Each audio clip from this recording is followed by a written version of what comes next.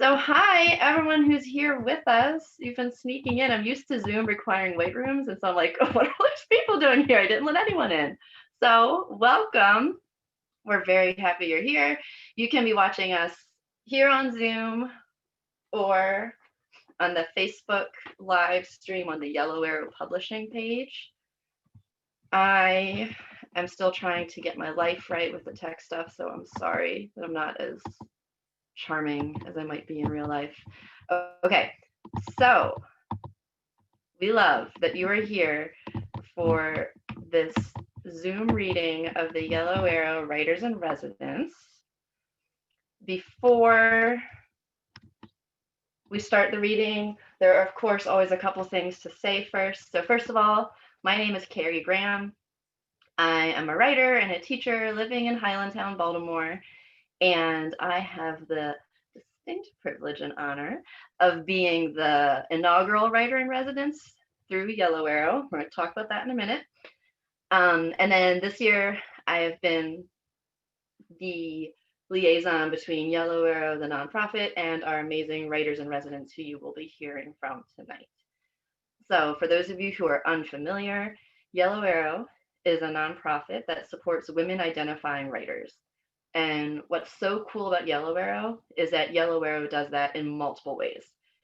So Yellow Arrow has writing workshops and other opportunities for writers to hone their craft. Writers are also able to connect with one another through these workshops, through the sense of community that Yellow Arrow creates. Yellow Arrow also provides a platform for writers to share their voices. So partially through the publication branch of things, we have zines coming out. I think one of the links has been posted in the chat for you to see, which is awesome. And then also through readings, which used to be in real life and were amazing. And this is our first ever Zoom reading, which, you know, is going to be amazing because why wouldn't it be? And my favorite way that Yellow Arrow supports writers is through the residency program. So generally, a residency program is supposed to, you know what, let me see. Am I spotlit? I forgot to do that. I was so busy pressing my other buttons. Hey, what was I talking about? Oh, residency programs, right.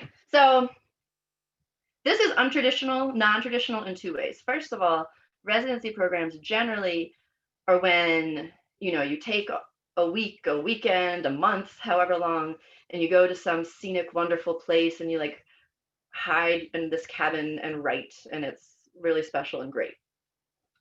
Yellow Arrow recognizes that not a lot of writers have the opportunity to leave their day-to-day life, but still would like the opportunity to have the writing supported.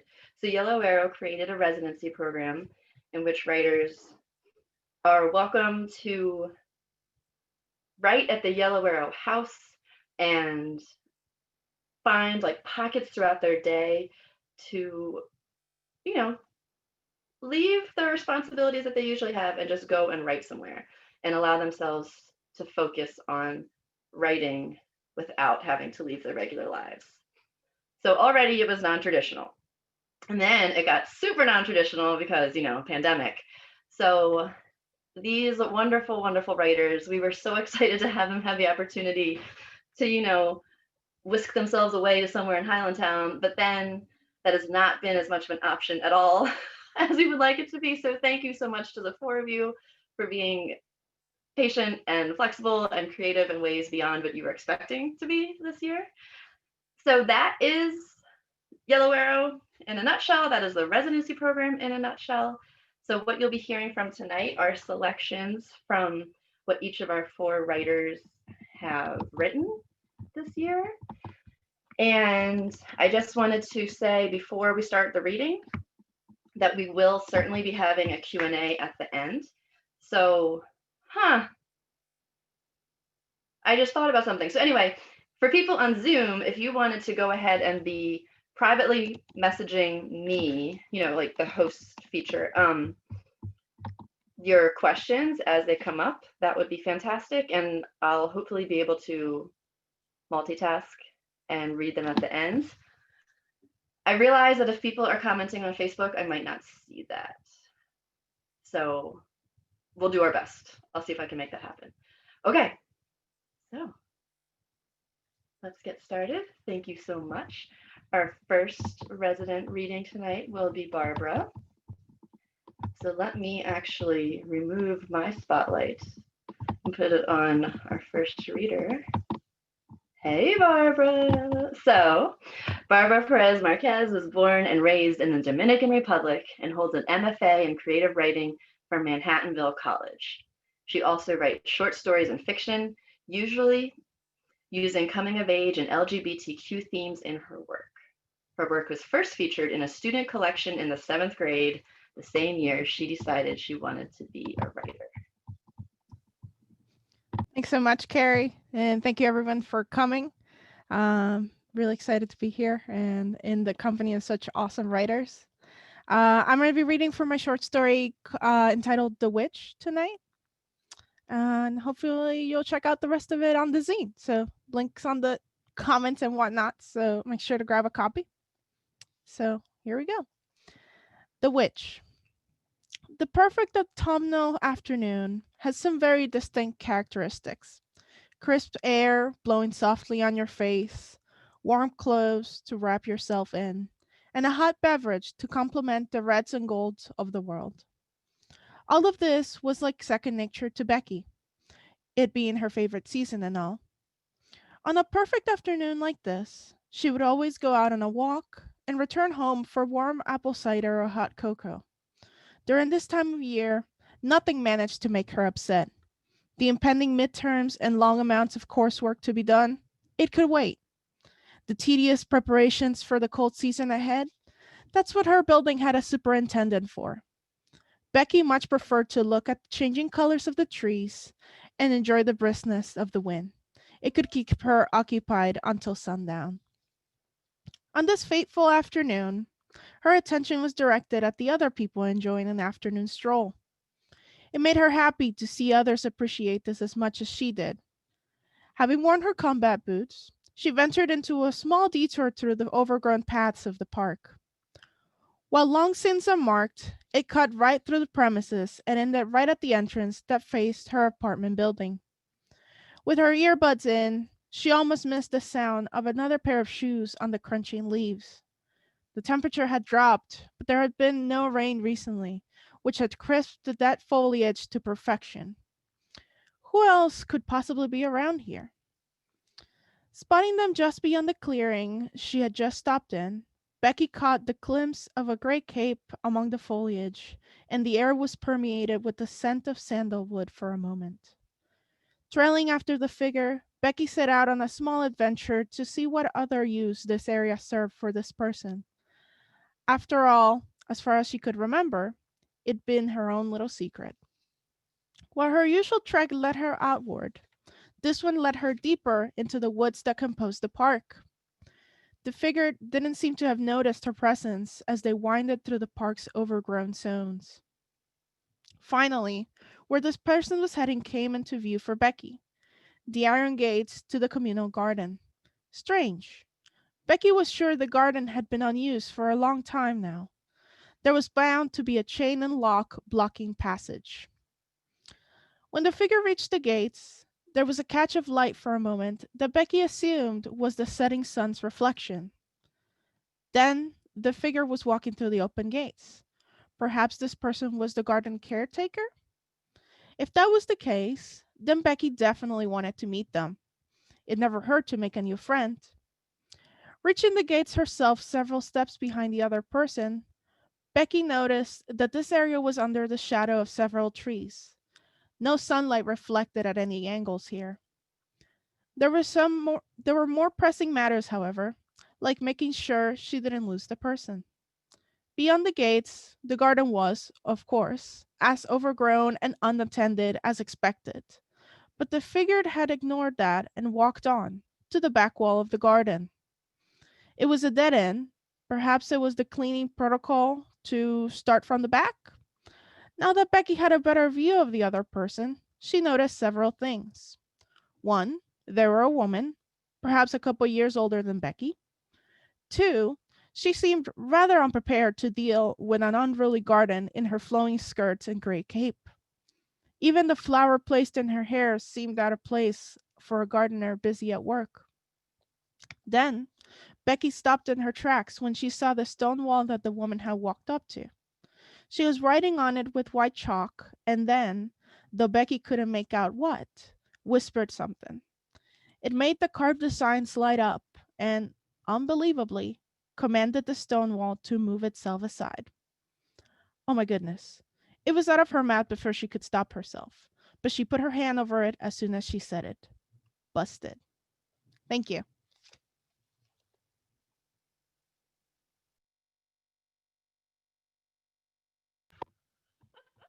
There are so many buttons. I just want to clap for you, but instead I had to press so many buttons.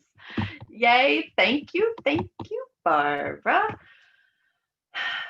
Maybe I'll get better next time at the transition.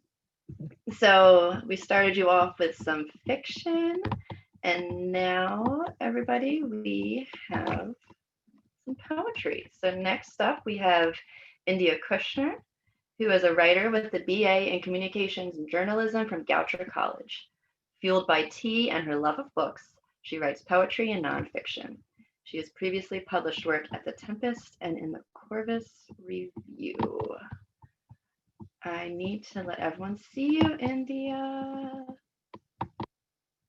Yay! Hi. Hi, thank you guys for all being here. This is really great. I'm glad we could gather even though it's remotely.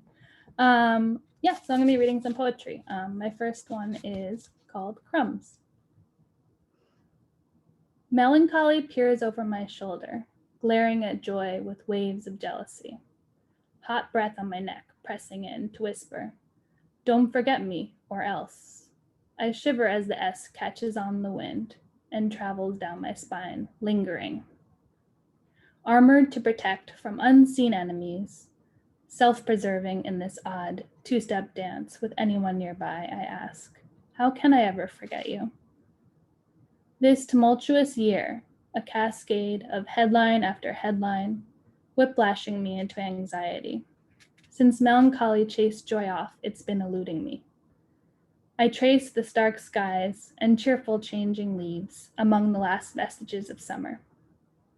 Clenching to lingering moments, left like forlorn cake crumbs after a birthday party. Now, I wait for joy to find me, or else rebirth it at home.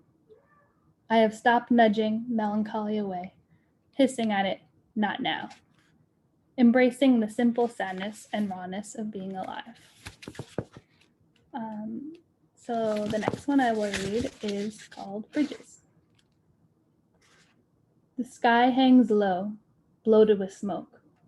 Erupts a heavy disease, hovering over the earth. Fire meets gray, reaching up, spitting, angry, consuming in fury. We set our own traps, shiny and inviting, quietly waiting. We mutter words of how it won't be so bad. Then when it snaps shut, we curse the heavens for the pain. Burned down by our own bridges, we watch, somehow confused as they collapse. We pour chemicals over our shoulders, like warding off bad luck. We make our waste someone else's problem, poisoning the water, refusing to believe that we are the flint that started it all. And the last poem I'll read for you is Lanterns. Heels bobbing up and down on the concrete. We crane our necks, ears pink with the rush of fall. Finally, like a whale fin in the distance, glistening rainbow bubbles float down the street and brightly lit bicycle wheels spin them away. A red dragon astride a fire truck, spewing foam instead of fire. We set aside our woes for the evening, tucking them into bed or propping them between bookends. We take in the whirling dancers, the beasts and skeleton lanterns, glide home on our own makeshift light. This is a time to return to the old. Make the bread, let it rise. Our ancestors guide our hands in practices once forgotten, Nodding in approval, they breathe creativity into our bones. Guiding us, teaching us stories we once knew. We knit a circle around our loved ones, knot it tightly, widening the circle, ushering friends in, pull it close. We tuck our heads in like ducks under their wings, warm for the night. Thank you.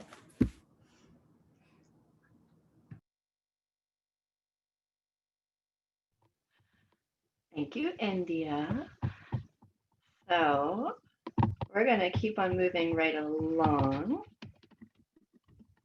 Our next resident to share will be Annie Marhefka. Annie is a writer. You know what? Actually, no, I'm sorry. Annie is a writer with a BA in creative writing from Washington College and an MBA with a concentration in HR management. She lives in Baltimore with her husband and toddler and is currently working on a memoir exploring the intimacy and complexities of mother-daughter relationships. So welcome, Annie.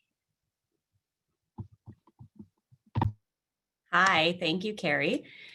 So as Carrie mentioned, I'm working on a memoir.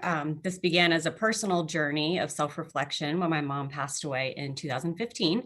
My dad had given me boxes of her handwritten journals, poems, and reflections on motherhood. I started typing them up and found myself writing my own reflections as I did so.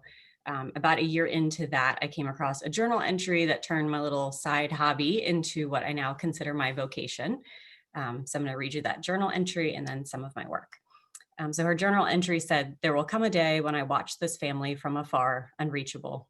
Someone aching to see, feel, touch me one more time will comb over my left behind belongings, hoping to grasp a trace of the me I used to be. Should it be Annie, I hope she writes my story." So now I am writing her story, our story. So I'm going to share with you an excerpt from that story that I wrote during my residency this year. I'm not prepared for my mother's death, but I am prepared for the sealing off of everyone close to me, just as I had done when my brother died years before. Their deaths were different and the same. He died in a car crash. She died of stage 4 lung cancer. He was too young. She was too young. He was in a coma for a week. She died the day after we received her diagnosis. His lungs gave out. Her lungs gave out. He was not awake when I said goodbye. She was awake. He was my best friend. She was my best friend. In the days after she dies, family and friends are constantly surrounding us, whispering condolences, offering reassurances, and I let the words bounce off of me and linger in the air between us. It feels like deja vu, the same faces offering the same words as they did when my brother had died. I feel alone, I feel afraid, I feel that no one could ever understand what it is to lose your mother this way. The words of prayer and comfort float around, making the air thick and difficult to breathe. I'm so sorry for your loss. It'll get better with time. But one comment sticks. It's a question, actually, but I absorb it and cannot shake it off, cannot rub it off in the shower, cannot scrub its stickiness from my skin. An old friend of my parents approaches me, arms out, and I let him hug me. He is scruffy bearded and sweet, the scent of grease from his motorcycle embedded in the fabric of his flannel shirt, and the smell breaks through the barrier of condolences around me as I breathe in his bear hug. Instead of the usual, "I'm so sorry, hun," or "she's in peace now," he says, "How did she not know? Do you think she knew?" I say nothing, focused on pushing the words away as I pull away from his embrace and turn to the next consoler. But the thought is alive inside me now. For months after her death, the thought is all-consuming. It sits heavy in my scrambled eggs in the morning, floats in the Baltimore humidity above me throughout the day, and blinds me when I close my eyes at night. Did she know? Could she have known all along that she had cancer and kept it a secret from everyone in her life? Could she have chosen death? The possibility swims inside me as a dark swirly funnel, and I am sick constantly, as if it has infected me, my own cancer of uncertainty spreading inside my organs. Some days I think, no, she could not possibly have chosen death over being here alive with her 2 remaining children and her grandchildren and her husband. Other days I think, yes, the only thing she could have wanted more than us was to be reunited with my brother, her firstborn child. I wrestle with whether I even want to know the answer. If she had not known, that would be good, I think. That would mean death chose her, she did not choose death. That would mean she didn't bear the emotional burden of the knowledge of her coming death. That would mean she didn't live in silent agony with the worst possible secret. If she did know, what would that mean? A question my therapist asked me. It could mean that she had made up her mind not to get treatment and that she didn't want to suffer the conversations that would surely come as we tried to change her mind. I searched for clues in her writing. Maybe she had left the answers for me, laid raw in her backward slanted cursive. In a spiral notebook, I found this passage and spent months trying to decide if this was the clue. She felt like she was underwater, her mouth opened, betraying her. Little bubbles of air escaped, pushing her closer to breathlessness. How long could she stay under? How much air remained in her lungs? It is almost 4 years later that I tell my father how this thought has been haunting me. He confesses to me that he also believes she knew, that she hid it from him. He tells me she had never allowed him to accompany her past the waiting room at the doctor's office. She had said things that made him wonder, but prying triggered her panic attacks, so he had supported her wishes, as only a man with truly unconditional, selfless love for his wife could do. We agree together that we will request her records from the doctor, that we need the answers in order to move on. In the following weeks, I research how to request medical records for a deceased parent. I prepare all the paperwork, the death certificate, the will, the proof of relationship, my father's consent forms, and I send it off to the hospital where she died, to her primary care doctor, and to every other doctor on my dad's list who treated her those last few years. I received the hospital records right away and a few others. There are no signs that anything was known prior to her final hospital admittance that September. I'm just awaiting her primary care doctor's records, the most important, and I received notice from the records management company in early March 2020 that they have been approved by the doctor for release. And then the pandemic hits. For others, I know the closure of schools and offices is a blow to everything they know, a drastic about face in how we live our lives. For me, it was the closure of the records management company that rocked my world. They notify me that they cannot go in and retrieve the records until the pandemic is over, until things return to normal. The summer of 2020 is painfully slow for all of us. You can feel the slowness of it on Zoom calls with friends, in the news anchor's tone, in the empty streets. Everyone is scared, everyone is bored, everyone is irritable. And I am waiting still for those records, for an answer. I call every week, ask if they have reopened. No, they tell me, we're so sorry, there's nothing we can do yet. When people think of this summer, this pandemic, I imagine they will think of time stuck at home, masks on faces, washing hands excessively. I will think of waiting to know whether my mother knew she was going to die. And just as a little follow-up, the records management company has since reopened, and I do have some answers, and I've written some more about those answers that I found, which are in the full excerpt from my memoir in the zine that everyone has mentioned and that is linked. So thank you so much for being here and for listening.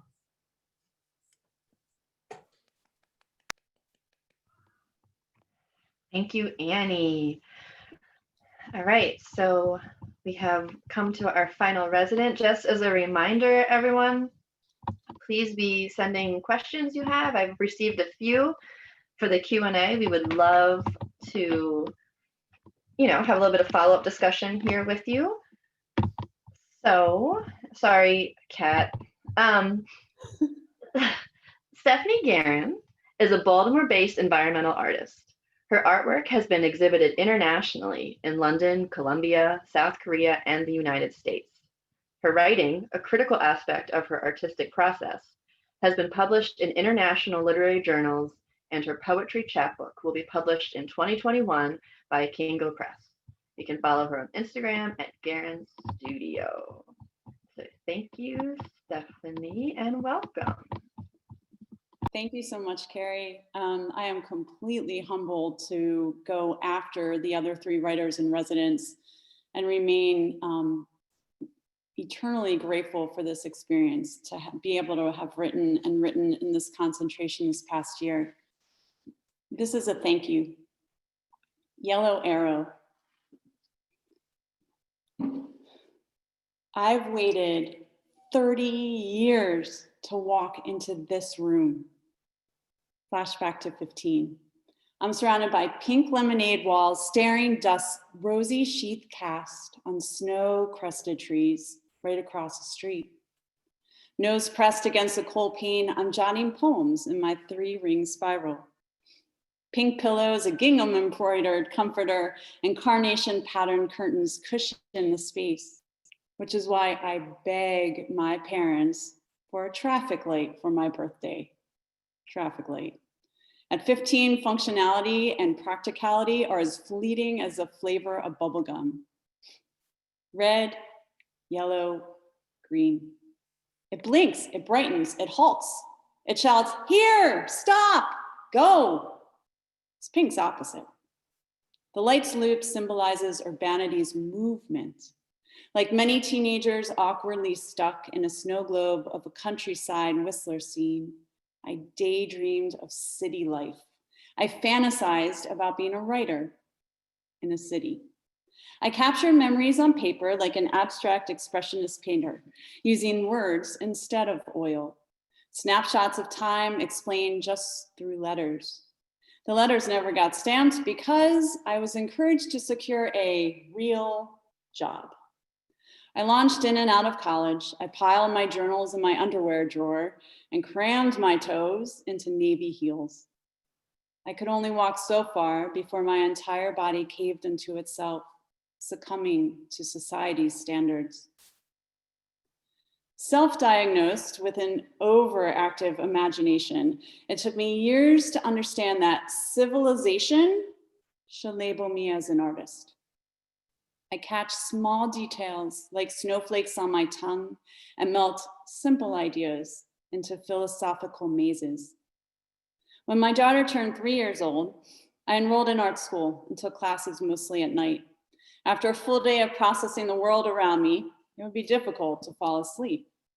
I would hum my prayers, layer comforters, and close my eyes. But my mind jumped through anthropomorphic distillations of dancing shapes and the cadence of onomatopoeias.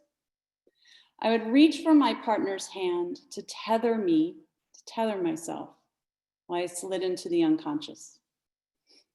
My partner would hold mine, a consecrated time when the weight of the day lifts into darkening ceilings and spirits catch fleeting thoughts like dandelion wisps. As I balanced family responsibilities, new jobs, and art creation, my mind raced. At the edge of the day, teetering between repetition and singularity, the alarm clock digits flap like a casino slot machine. What can I think about? I'd ask my partner, pleading for an idea to help distract me from me. No answer. Where can I think about? I'd whisper, trying to unravel knots from the day. My partner would respond, shh. At my most fragile point, I was crushed. I thought it was a joke at first.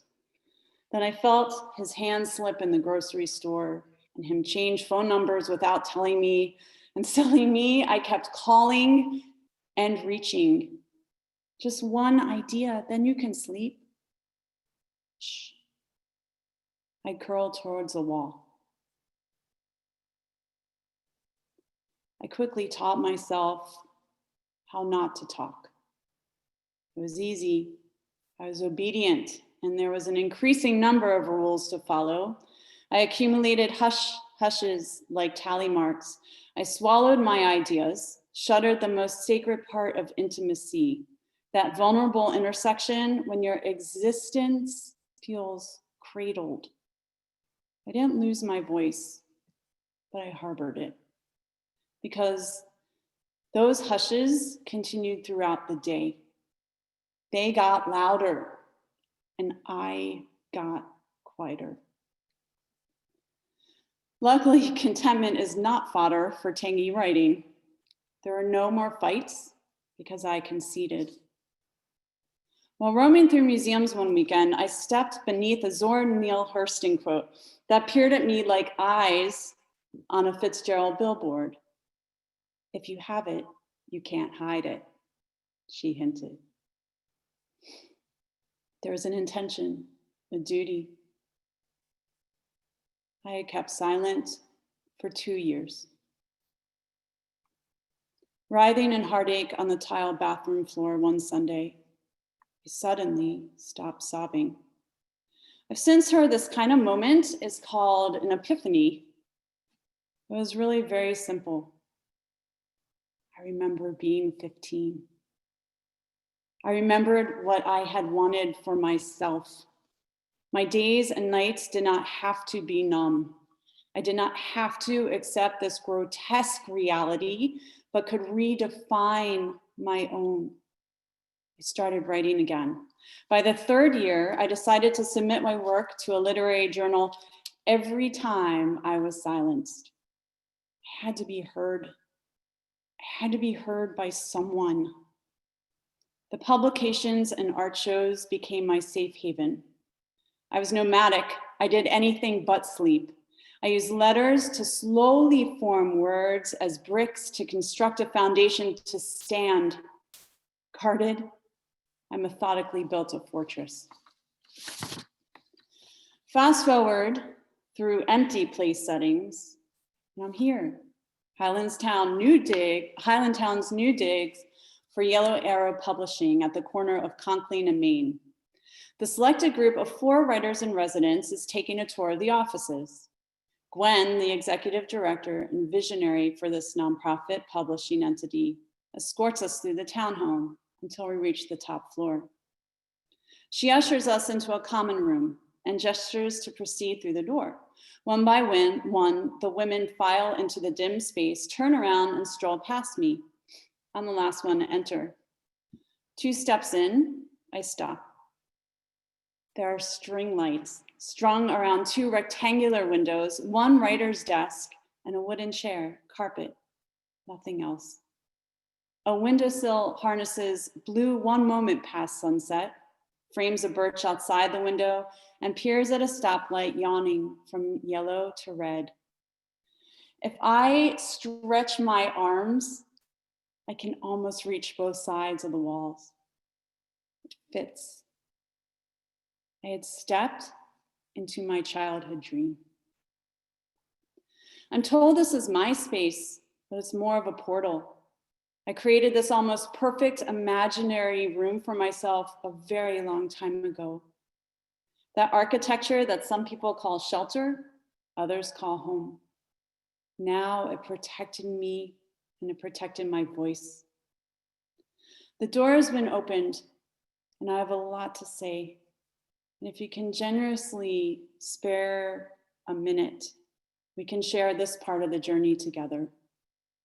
Because when I lean my right shoulder against the far window, I can see the traffic light, and it's green. Postscript.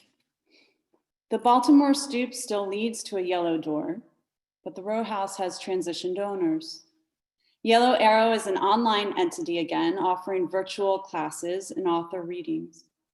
I wrote in that room one time on a scorching June day when I needed to be held by its walls.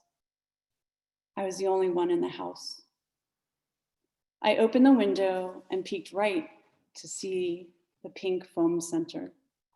Watch passersby fanning themselves, listen to the hum of the truck idling at the intersection.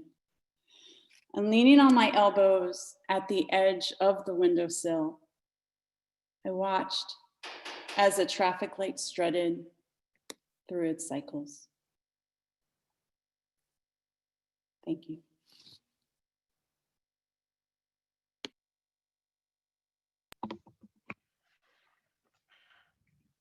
Thank you, Stephanie. So I'm not sure how easy it is for those of you on Zoom to see this. I know on Facebook, hopefully you're seeing one person at a time, but I just wanted to point out that our writers have been applauding one another.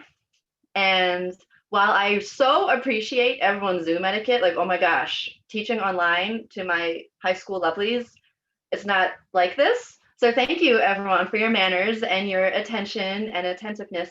But if you could go ahead and real quick either unmute yourselves or drop some comments in the chat in Zoom and or Facebook just to encourage and applaud and congratulate our writers for who they are and what they just shared. I think we deserve some time for celebration. So anything encouraging, anything you want to clap. Bravo, everyone. Yay, It beautiful. was awesome. Oh, very moving. Wonderful. So thank you. Everybody. Yes, thank you, thank you, thank you. We love we love that you all are here, and it's sad that we can't, be in the space together. Although it means you don't have to be local to Highlandtown or close enough to Highlandtown to be able to come join us. So thank you, audience. Thank you, writers in residence. Mwah. That was beautiful. And we are certainly going to take some time to talk about what writing is to you, what writing feels like to you, and all of that. But first, dun dun dun, we have a surprise. And that surprise is that our cover artist is here in the audience. And so, yes, I know. So residents, I mean, and because I wasn't prepared for this, or even if I was prepared, I'd probably still do it wrong. Can those of you who have the book in front of you, can you hold it up? And then there we go. So Indy, I'm about to spotlight you. Oh, all of you have it. Sorry, Indy's the winner because I saw her first. So Denese King-Ashley is here, and she created this just stunning piece. And Denese, we would love to hear anything you have to say about your inspiration for this, your hold on, now yellow, not yellow arrow, Zoom is yelling at me. Yellow arrow never yells at me. Anything that you would love to like to share about that piece of art, Denese, we would love to hear. Well, thank you. I thought I'd come on because I'm inspired by all the writers, and I think this was it's such a pleasure to be here. And all of the writings I had, when I got my book, I started reading immediately, and I was really moved and touched by the writing. And well, for me, when I was approached, and I do want to thank Stephanie. Hi, Stephanie. When I looked at what the Yellow Arrow was doing for women, I sat and I thought for a moment about my journey as a woman and how inspired I am. And I thought about with my work, I always use various lines and different themes. And for me, it's the process of sitting and thinking about movement and growth. So with that, I applied that to my lines and shapes and forms, which are always growing and sort of having its own direction. And for me, when I'm working, I'm letting these lines integrate and flow. And I felt with writing, it's so deep and personal, and that's how my work is. And I felt like when you're writing and you're expressing yourself and you're being vulnerable, for me, my art is that way. And I felt a connection with the lines to develop the shapes and the forms that I did. So that was my journey to completing this piece for the cover.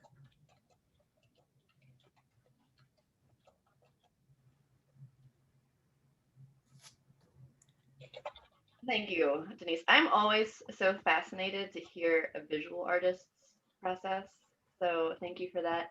Residents, I know some of you were commenting in the chat, but if any of you wanted to say anything to Denese while we're having this conversation, I certainly want to invite you to do that while I'm getting my life together for the Q&A. Denese, I was floored when I opened up the package and took out your artwork.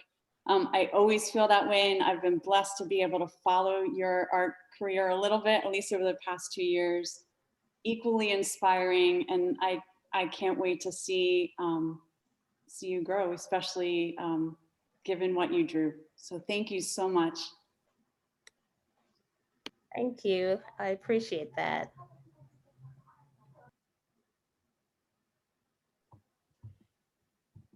And Right.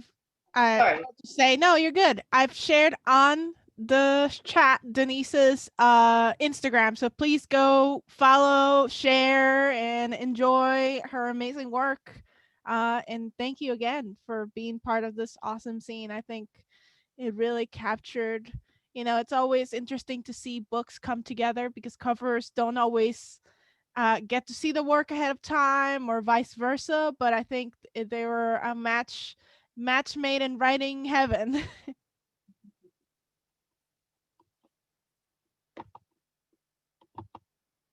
Yes, I completely agree. So Denise sent me the cover art, and I immediately just like, I remember where I was standing. I was like, and then I like forwarded immediately to our editors and everything because we were, on the deadline. I had to get stuff done. And then like 2 days later, I was like, I didn't tell Denise I loved it. So I emailed her and I was like, I'm so sorry. Like I meant to, because she wasn't with me when I received it. So I was like having my moment, but she obviously is not a creeper, so she wasn't with me for the moment. So yeah, so thank you so much, Denise. And again, thank you to our writers. So I'm sorry. So anyone who has sent a question privately, which I love, do you mind doing it again just because inevitably I have, missed some things? In the meantime, while I'm waiting for people to repeat their questions, sorry that you have to do that. Thank you for sending them twice. Writers,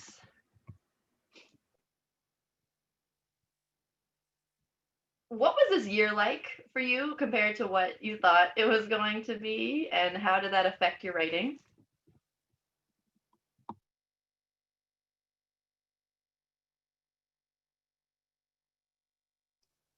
Who's gonna go first? This is the Zoom part where nobody knows who's gonna go first. I was just thinking, this is just like class, and I'm like, lovelies, I know you heard me. I know I'm not on mute. Why aren't you answering me?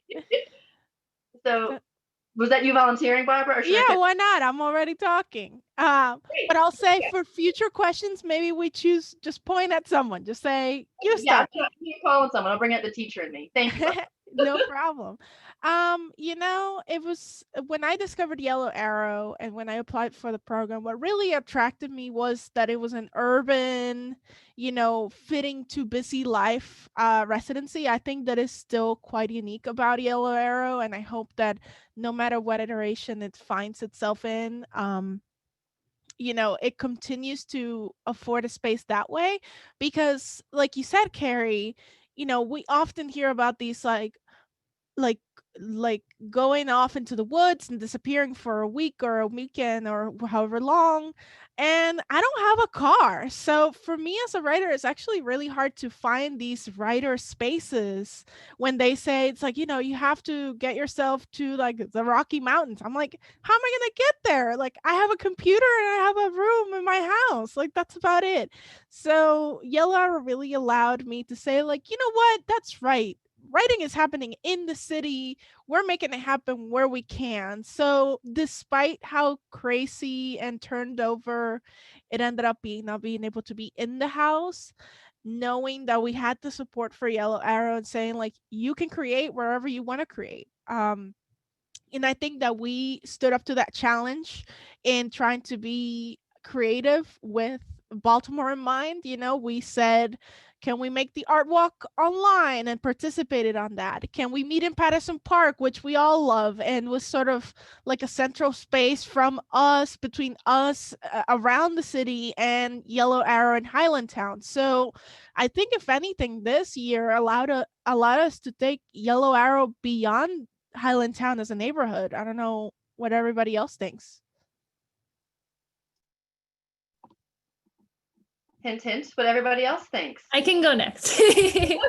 I will also piggyback off of what you said, kind of, Barbara. I don't have a car. I can't go to the Rocky Mountains or, the desert or whatever. So yeah, that's something that really drew me to Yellow Arrow as well.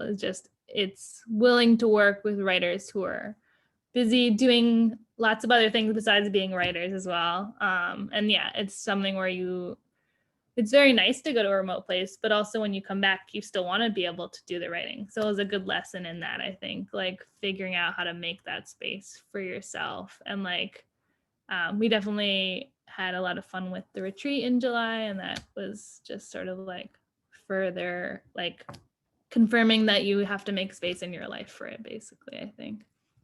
Yeah.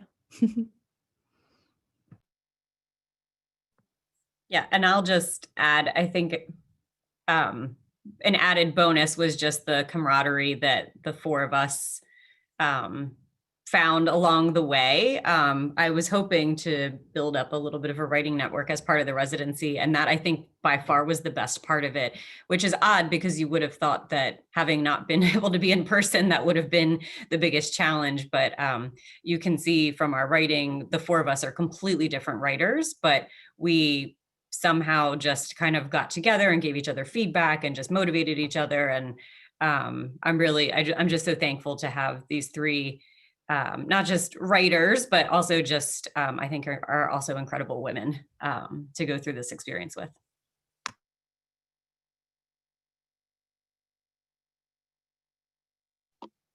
I love, and I'm sure Gwen is crying somewhere, loving that you guys have like epitomized the Yellow Arrow mission, especially in this time of crisis. So we're just in awe of you. So one question that has been specified for one writer, oh my gosh, get nervous, ladies. So this is for India. So India, how did you select the order in which you decided to read your poems? It seems like they may have been read in chronological order. That's a really good question. Yeah, I guess like in terms of the book, they're chronological, but also maybe in terms of my life as well, I would say over the past year. Yeah, the first one I think I read was definitely, you know, inspired by a lot of like the melancholy feeling that went along with being in a pandemic, you know, and like not being able to hold hands or like hug people you love and that kind of thing. And as well, and Bridges was definitely a very like environmentally inspired poem, just like from everything that's going on in California. And then the Lanterns one is inspired by the Halloween Lantern Parade in Patterson Park.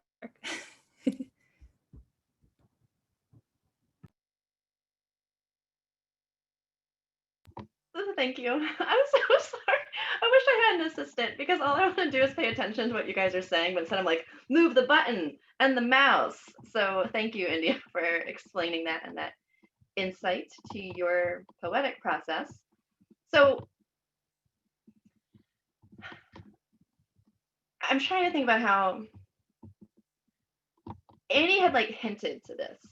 Do you think that like what makes writing less isolating for you guys, if anything?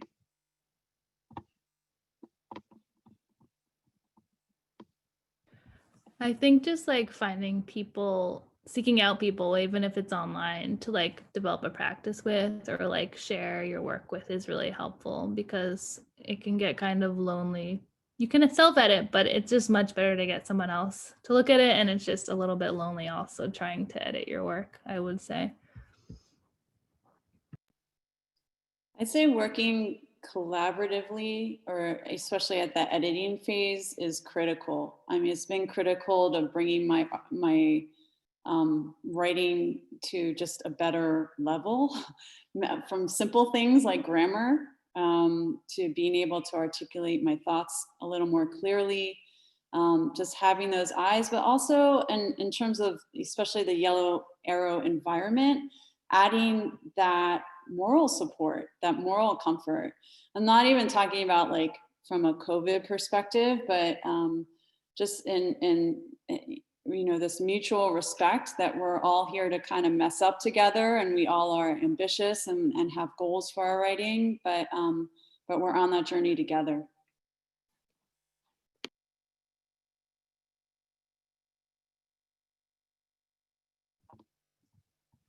Thank you, writers. That's definitely something that I struggle with the fact that I love writing. Like, I feel like I can't not write. But then sometimes I'm like, but I just want to be with a human. Like, I just want to not be by myself all the time. Like, I'm sure other people with pets, you know, you have your animals who are always with you when you're writing, but sometimes it's also nice to have some humans along the way. So one question I have for you ladies is, for those of you who write in multiple genres, do you have a favorite? Or do you like find one more difficult than the other? Anything you want to say about that? Is that allowed? Like, are people, is that not like children? It's like you're not allowed to pick favorites. Yeah, I know. I wasn't sure if anyone was going to feel that way. I was like, let me be controversial and see what happens. Yeah, no, I think it's fun. You know, I'm for myself, we had this discussion on our little like myriad of email threads, but I write comics, I write poetry, I write fiction. So I'm a little bit of a jack of all trades in writing. And I think for myself, you know, I consider myself first and foremost a young adult writer because I think that voice is my strongest when writing. But I think with poetry, you know, reading India's poetry, it was like a throwback of like, oh, this is why I don't consider myself a poet.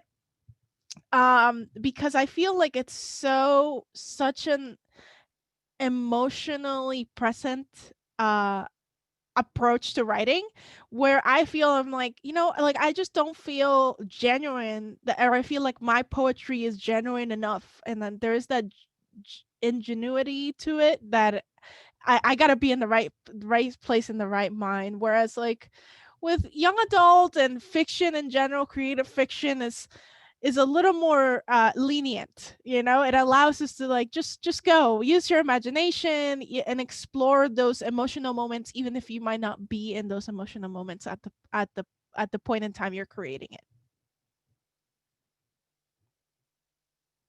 That's so funny because I feel exactly the opposite way. Like I've done NaNoWriMo 1 year and I like wrote a lot of words and it was very stressful and very heavy. It was like almost like birthing a child. And like I was just like, this is so much work. Like poetry, you can just put your thoughts out there and you can go back and edit it. And like, yeah, that's funny that we're like opposite.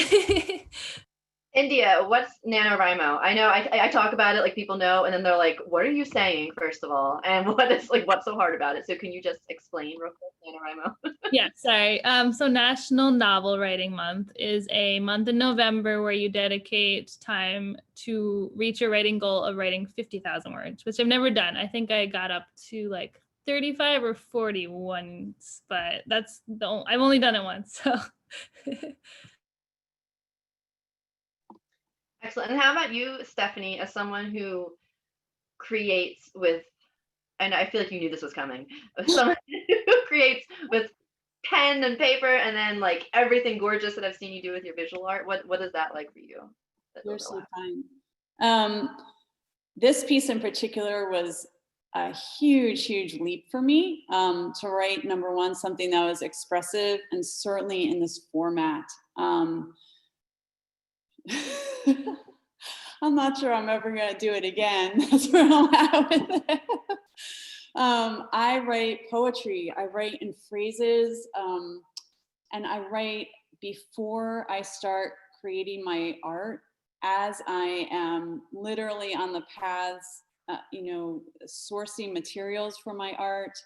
As I'm building, when the metal shop shuts down, I'm constantly writing, and that's where, I try and rope it all in my, 2-sentence bio thing, but it's this really critical reflection for me to kind of translate what I'm thinking into words.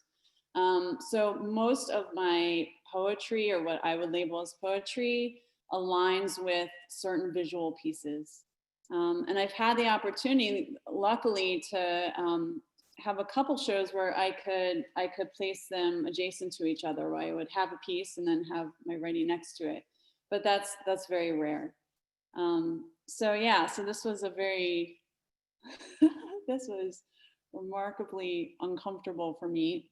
However, that's Yellow Arrow's worth, right? That's why it is a thank you, because I couldn't have done it, I think, in any other context.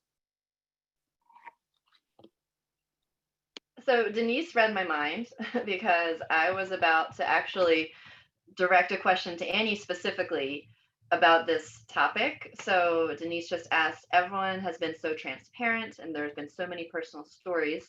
Can anyone, so maybe it doesn't have to be Annie if she doesn't feel like it, but can anyone talk about how writing has in some way been a catalyst for you for healing?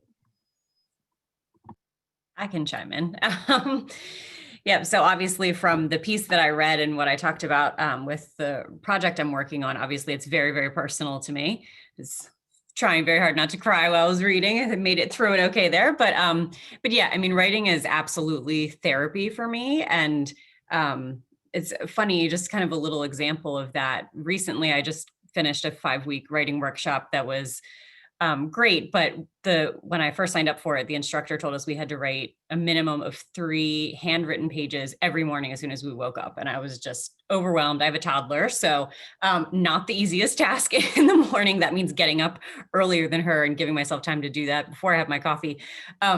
But it was such a similar exercise to an activity that a therapist gave me years ago, where before bed, in order to sleep better, she made me have scheduled worry time where I had to just like dump out all of my thoughts and worries and anxiety so that I could kind of free my brain up to go to sleep. And I felt like that writing exercise in the morning did the same thing for my brain. It just sort of let me dump out all my thoughts and ideas and kind of the bad writing. And then the rest of the day, I just felt so free and creative to write what was sort of left in my brain that I didn't even know was there in a way. So I think that was a practice that I will try and do as much as possible. I don't do it every morning, but as much as possible, kind of take that away. So I mean, I definitely think it can be a healing journey.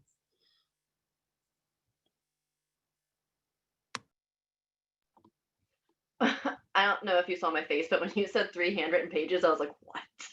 That's a lot of pages when you first wake up. So thank you for sharing that. We'll just take a few more questions because I think we're supposed to finish at about an hour. So one, let me see, let me make sure I have them. Okay, so I'm going to save one of the audience questions that was sent until the super end. And yep, so that's the one I'm going to get to. Person who just messaged me, I got you. You're going to be our grand finale. So writers, the question I'm going to ask you right now, this is from Gwen, so no pressure. What fruit has 2020 brought for you as a writer?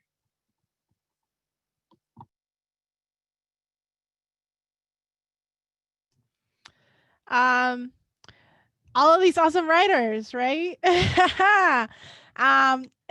We've built a little Baltimore writer community. Annie, I think, was alluding to this a little earlier, that the hope was that this residency for many of us, and I'm sure many other writers out there, is to find other people that are creating in your area or in your genre or akin to sort of what you're trying to do with your writing.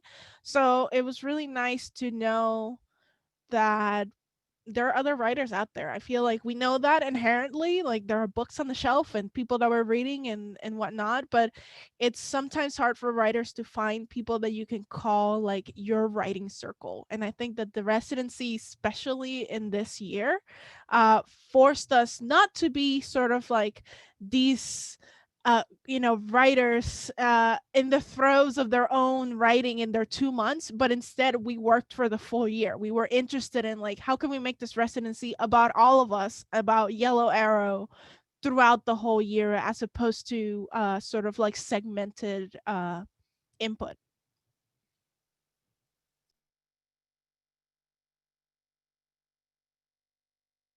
I think also, yeah, like learning about the writers, but also learning that struggling as a writer is very normal. It doesn't just like you sit down and it like flows through your brain and everything's like, there all the time. It's like, it's hard work. And that like also like kind of what we said before, creating space where you need to. So I live in a very small apartment. So we have a big closet. So like I move things in my closet and I put a piece of art on the wall and like I want to try and go and sit in the closet and write there. And like that's my writing corner. Yeah.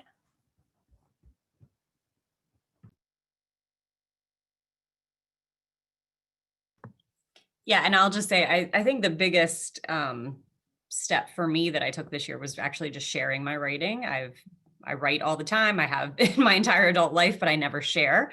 So it was really nice to be able to have these women to share with, and to have this event to force me to read some of my writing aloud for the first time in a while. And that's definitely a little bit of kind of motivation and confidence boost to continue doing that. Yeah, I would ditto everything that all three of you have said. So grateful that we've built this camaraderie, and I look forward to maintaining that. This experience has given me a tremendous amount of empowerment, regardless of the format, right? Maybe especially, like you were saying earlier, especially because of format, we were much more intentional about our communication and what got shared and when. For me, the fruit comes in that, and I think my piece kind of said it, but just in my being able to stand on my own, and my feeling confident in that, or if not confident, at least comfortable in that. And because of that, and because of this community, I have a product that I have a chapbook, a little collection of my poetry being published next year. And this is a first for me. And I am wicked proud of making it to that point. And Yellow Arrow has been a fundamental piece of that.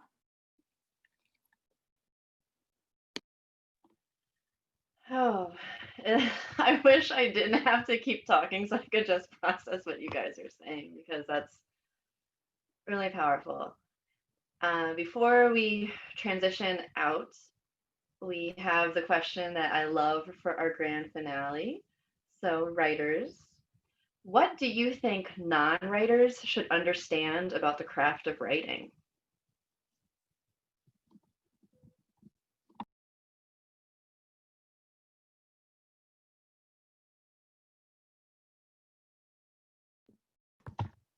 Could you hear me? I'll just echo some of what India said, that it's just so hard. I mean, even like I mentioned, just writing every day, but going back and editing is so much work. I mean, I spend much more time editing than I do actually writing fresh content.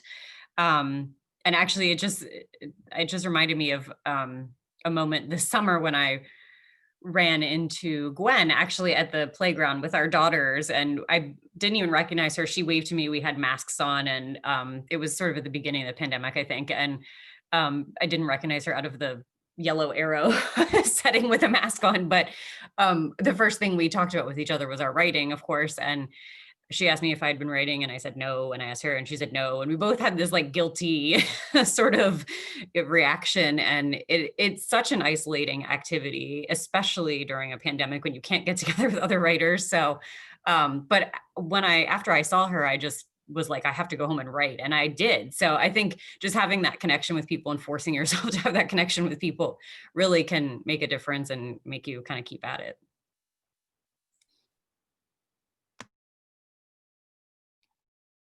I'll say too, it's a labor of love. Like, we use words every day, but when you try to string them together and create something, that's a whole different, project. And it's like you're a sculptor scraping away at a big ball of clay, kind of almost, it's a lot.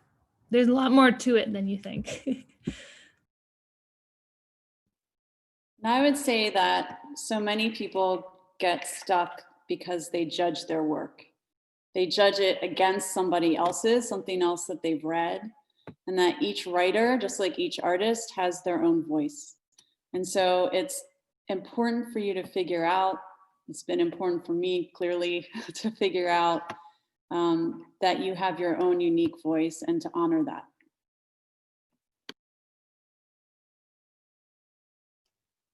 That's hard to go after. Thanks, Steph. That was great.